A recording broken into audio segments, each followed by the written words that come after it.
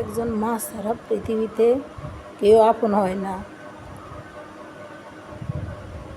আসলে ওটা আগে বুঝতাম না, তার পরের জন্য অনেক দৌড়াইছি।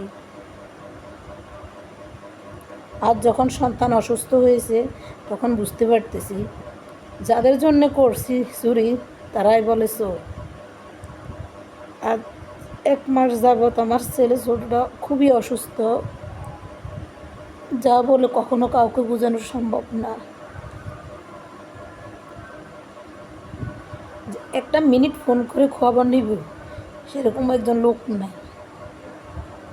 কারণ আপন বলতে শুধু মায়ে মনে হয় যেন পৃথিবীতে আপন হয়ে আসে। ভাগ্য কেন এত খারাপ আমার সন্তানদের একমাত্র উপরওয়ালা ছাড়া কেউ জানে না। সবাই আমার ছেলেটার জন্য দোয়া করবেন। আমার আলবি ভীষণ অসুস্থ।